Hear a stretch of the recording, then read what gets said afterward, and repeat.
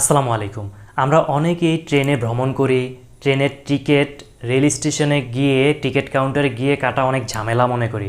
আগে থেকে আপনি চাইলে আপনার গন্তব্যে যাওয়ার টিকিট আপনি অনলাইনে আপনার মোবাইল থেকেই সংগ্রহ করতে পারবেন।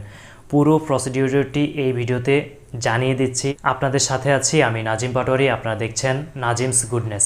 প্রিয় ভিউয়ার্স, সর্বপ্রথম আপনার যে সিস্টেমটি লাগবে, যারা পূর্বে অনলাইনে টিকিট কেটেছেন, অনেকে ওয়েবসাইটে একটি আইডি খুলে তারপর কেটেছেন, তবে বর্তমানে আরও সহজ রেল সেবা একটি অ্যাপস রয়েছে, যেটা আপনি আপনার মোবাইলের গুগল প্লে স্টোর থেকে ডাউনলোড করবেন। সেখানে গিয়ে লিখবেন রেল সেবা, অনেকগুলো অ্যাপস চলে আসবে। তো এখান থেকে আপনি কিভাবে বুঝবেন কোনটা মূল অ্যাপস?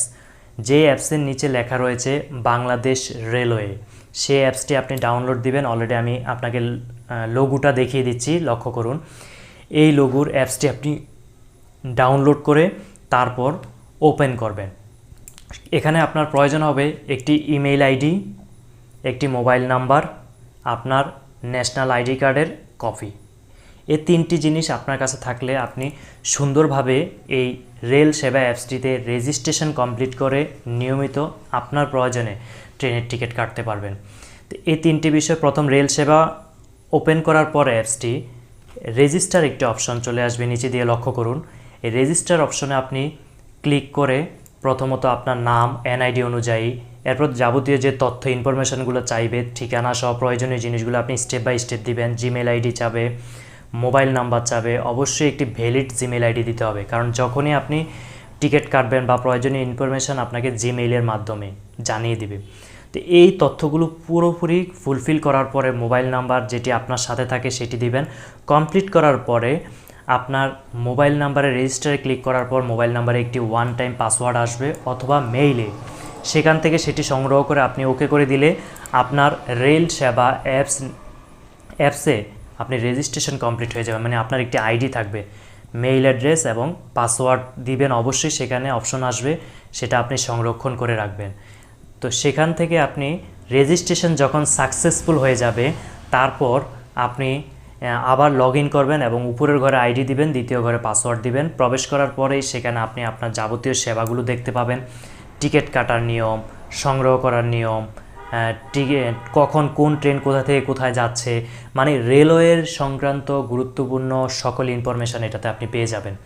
এরপর আপনি যখন কোনো গন্তব্যে যাবেন, সাপোজ চাঁদপুর থেকে আপনি চট্টগ্রামে যাবেন, তো সেক্ষেত্রে আপনি টিকিট পারচেস অপশনে গিয়ে চাঁদপুর থেকে চট্টগ্রাম অপশনটি সিলেক্ট করবেন, ট্রেন সিলেক্ট করবেন এবং সেখানে আপনার শেয়ারের আপনার যে সিট, সেখানে কিন্তু স্পষ্ট এখন সিট দেখতে পাওয়া যায়, মানে 1, 2, 3 আপনি কোন পাশে সিটে বসবেন, কোন সিটে বসবেন, সিট চয়েস করার অপশন রয়েছে। খালি সিটগুলো সাদা থাকবে এবং যে সিটগুলো অলরেডি বুক হয়ে গেছে সেগুলো হলুদ থাকবে। তা আপনি সাদা সিট থেকে আপনার পছন্দ মতো সিট সংগ্রহ করতে পারবেন এবং যাবতীয় সিট সহ প্রয়োজনীয় সকল কিছু কমপ্লিট করার পর আপনি যখন সাবমিট করবেন, সাবমিট করার পর আপনার একটি গেটওয়ে দেখাবে, মানে পেমেন্ট করার একটি ওয়ে দেখাবে। বিকাশ, নগদ বা ব্যাঙ্ক অ্যাকাউন্টের মাধ্যমে আপনি পেমেন্ট করতে পারবেন। সাধারণত বিকাশে সচরাচর মানুষ পেমেন্ট করে, নগদ বা বিকাশে। সেক্ষেত্রে আপনার যে ফরম্যাট আসবে সেখানে আপনি বিকাশ নাম্বার বা নগদ নাম্বার দিয়ে পাসওয়ার্ড দিলে অটোমেটিক সেখান থেকে আপনার ট্রেনের টিকিটের টাকাটা কেটে নেবে। এবং একবার অনলাইন থেকে টিকিট কাটলে তারা 20 টাকা এক্সট্রা নেয়, এটা অবশ্য অনলাইন চার্জ। তো আপনি যেখানেই যাবেন, যে গন্তব্যে যাবেন, এইভাবে টিকিট সংগ্রহ করতে পারেন। আপনার টিকিট সাকসেসফুলি যখন পেমেন্ট কেটে নেবে, আপনার মেইলে টিকিটটি পাঠিয়ে দেবে। সেখানে আপনি মেইলের টিকিটটি চেক করে নেবেন, চেক করে এটি প্রিন্ট আউট দিয়ে ভ্রমণের দিন অবশ্যই আপনার সাথে রাখতে হবে। অনেকেই বলেন যে আমি মোবাইলে ডাউনলোড করে রেখেছি, প্রিন্ট আউট না দিলে কি হবে? না, হার্ড কপি অবশ্যই লাগবে, কারণ হার্ড কপি ছাড়া টিটিরা মানতে চায় না এবং এটা নিয়ম। আশা করি পুরো বিষয়টি বুঝতে পেরেছেন। কোনো কারণে কোনো বিষয় যদি বুঝতে সমস্যা হয় অবশ্যই কমেন্ট করে জানাবেন, রিপ্লাই দেওয়ার চেষ্টা করব। আমাদের সাথে থাকার জন্য অসংখ্য ধন্যবাদ। আল্লাহ হাফেজ।